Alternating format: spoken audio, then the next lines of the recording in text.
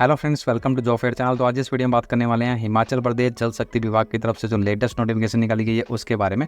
यहाँ पर जो है जल शक्ति डिवीजन काजा की तरफ से आपकी वैकेंसीज निकाली गई हैं। लाहौल स्पीति डिस्ट्रिक्ट में ये वैकेंसीज हैं आपकी। यहाँ पर जो टोटल वैकेंसी है वो है 12 यहाँ पर टोटल वैकेंसीज आपकी निकाली गई हैं जल शक्ति डिवीजन काजा में ये वैकेंसीज हैं। और इन एप्लीकेशन के लिए अप्लाई करने की लास्ट डेट है वो है 17 सितंबर जो है 17 सितंबर, वो इन एप्लीकेशन के लिए अप्लाई करने की लास्ट डेट है। आपके जो डॉक्यूमेंट है वो रेलिवेंट, आपका जो फॉर्म है एप्लीकेशन फॉर्म, वो रेलिवेंट डॉक्यूमेंट्स के साथ जो है एग्जीक्यूटिव इंजीनियर जल शक्ति डिवीज़न काजा के ऑफिस में पहुंचाना चाहिए 17 सितंबर 2024 शाम 5 बजे से पहले। अगर आपका फॉर्म इसके बाद पहुंचता है तो आपको जो है रिजेक्ट कर दिया जाएगा। इसलिए आप जो है वो 17 सितंबर 2024 से पहले अपना एप्लीकेशन फॉर्म जो है रेलिवेंट डॉक्यूमेंट्स के साथ उसको सबमिट करें एग्जीक्यूटिव इंजीनियर जल शक्ति डिवीज़न काजा के ऑफिस में। बाय पोस्ट या आप ऑफिस बाय पोस्ट आप इसको सबमिट कर सकते हैं या फिर आप फिजिकली भी वहाँ पर जाके जो है वो सबमिट कर सकते हैं। यहाँ जो आपकी टोटल वैकेंसी है 12, उसमें से फर्स्ट वैकेंसी है पैरा पंप ऑपरेटर की 4 यहाँ टोटल वैकेंसी है। और ये चारों वैकेंसी जो है वो अनरिजर्व कैटेगरी में है। अनरिजर्व कैटेगरी में, जनरल कैटेगरी में ये चारों वैकेंसी है आपकी। जो क्वालिफिकेशन यहाँ रखी गई है 10th आपके पास होनी चाहिए और साथ ही साथ आपके पास जो है वो ITI भी होनी चाहिए। ITI जो है आपकी वो इलेक्ट्रीशियन ट्रेड में, वायरमैन में, डीजल मैकेनिक में, पंप मैकेनिक में, मोटर मैकेनिक में, पंप ऑपरेटर कम मैकेनिक में आपके पास जो है वो ITI होनी चाहिए किसी भी recognise government recognise board, university या फिर ITI से। अगर आपने अपने ITI कर रखी है तब आप इस एप्लीकेशन के लिए अप्लाई कर पाएंगे। आपकी ITI जो है वो इन ट्रेड्स में से किसी भी एक ट्रेड में होनी चाहिए।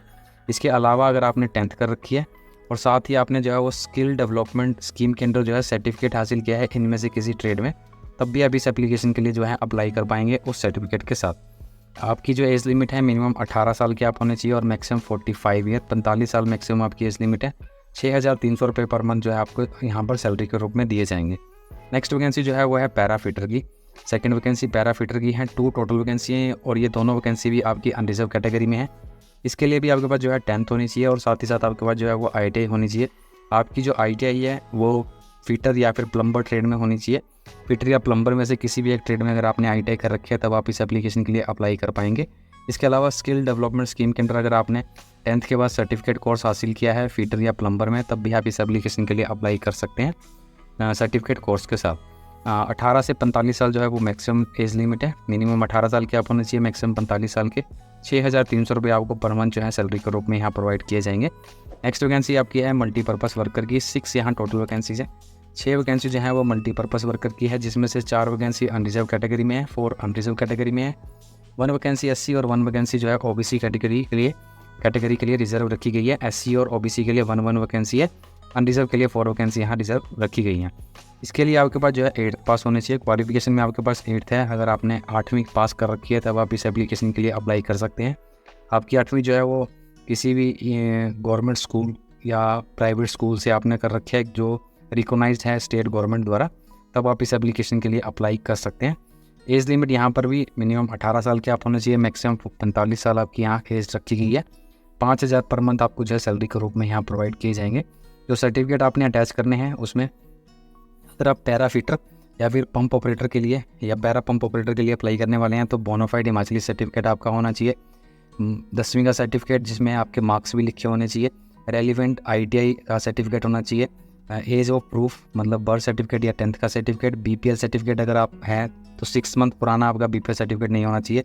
Experience certificate, character certificate. इसके अलावा SC ST OBC और EWS सर्टिफिकेट अगर आप कैटेगरी से बिलोंग करते हैं तो EWS सर्टिफिकेट है वो 6 मंथ से पुराना नहीं होना चाहिए और OBC का सर्टिफिकेट 1 ईयर से ज़्यादा पुराना नहीं होना चाहिए आपका।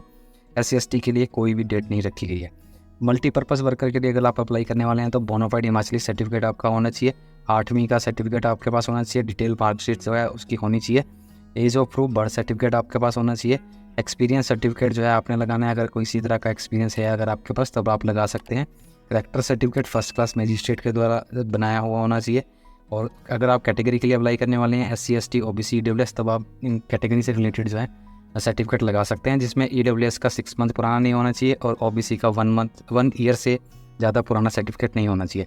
सिलेक्शन में आपके जो है वो मार्क्स दिए जाएंगे सीधे आपको, जिसमें से जो आपने परसेंटेज हासिल की है जिसमें ITI 10th और 8th में, तो उसमें उसके मैक्सिमम 5 मार्क्स आपको दिए जाएंगे। BPL फैमिली में के हैं, अगर BPL सर्टिफिकेट है तो 1 मार्क्स, एक्सपीरियंस है तो 2 मार्क्स, उसके बाद स्किल जो टेस्ट आपका लिया जाएगा उसमें 2 मार्क्स आपको जो है अलग से दिए जाएंगे पैरा पंप ऑपरेटर का। इसके अलावा मल्टीपर्पज़ वर्कर के लिए 6 मार्क्स रखे गए हैं। जो आपने 8th के क्लास में जो आपने मार्क्स हासिल किए होंगे उसमें आपको टोटल मैक्सिमम मार्क्स 6 दिए जाएंगे। BPL से है तो कोई मार्क्स नहीं मिलेगा। एक्सपीरियंस है तो 2 मार्क्स, और फिर जो फिजिकल टेस्ट लिया जाएगा उसका भी आपको 2 मार्क्स यहाँ पर दिए जाएंगे। फिजिकल स्किल टेस्ट के बारे में आपको यहाँ पर दिया गया है पैरा पंप ऑपरेटर का, जिसमें माइनर रिपेयर आपको आनी चाहिए, पंप की बेसिक नॉलेज होनी चाहिए, फॉल्ट वगैरह डैमेज रिपेयर आप कर सकते हो छोटा मोटा। इसके अलावा ये लीकेज वगैरह आपको पहचाननी आनी चाहिए। Knowledge of pump installation at site, ability to locate fault, ये सब आपको जो है पैरा पंप ऑपरेटर की जो नॉलेज होती है वो आपको हल्की फुल्की नॉलेज होनी चाहिए कूलिंग सिस्टम वगैरह की। पैरा फिटर के लिए भी यहाँ पर आपको हल्की फुल्की रिपेयर आनी चाहिए, बेसिक नॉलेज होनी चाहिए, पाइप फिटिंग की, साइज, ऑपरेशन, मेंटेनेंस की, कट, ट्रीट एंड पाइप, मतलब जो पाइप हैं उसको कैसे कट करना है, उसको ट्रीट कैसे करना है, ठीक है, डाई सेट कैसे करनी है, फिटिंग कैसे करनी है, ये नॉलेज होनी चाहिए। इसके अलावा आपको विलेज वाटर सप्लाई इंफ्रास्ट्रक्चर की भी तो हल्की फुल्की नॉलेज होनी चाहिए। और फिजिकल टेस्ट में आप जो है यहाँ पर सीधा लिखा है capable to carry tool and pipes in hill area, मतलब आपको उठा के देखा जाएगा कि आप उसको ले जा सकते हो हिल एरिया में कि नहीं। और अगर आप फिजिकल डिसेबल या कलर ब्लाइंडनेस नहीं होने चाहिए, यही आपकी जो है वो फिजिकल टेस्ट यहाँ पर लिया जाएगा। इस एप्लीकेशन फॉर्म को अपने बाय पोस्ट जो है एग्जीक्यूटिव इंजीनियर जल शक्ति डिवीजन काजा को जो है वो सेंड करना है।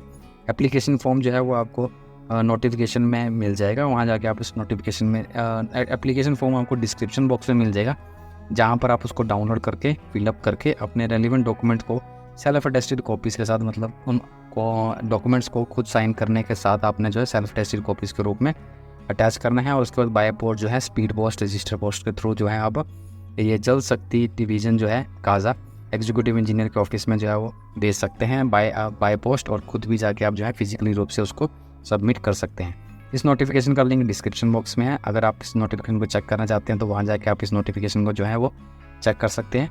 आज की वीडियो में इतना ही। वीडियो अच्छा लगे तो लाइक, शेयर, और अगर आप मेरे चैनल पर नहीं हैं तो चैनल को सब्सक्राइब जरूर करें। Thank you and have a nice day.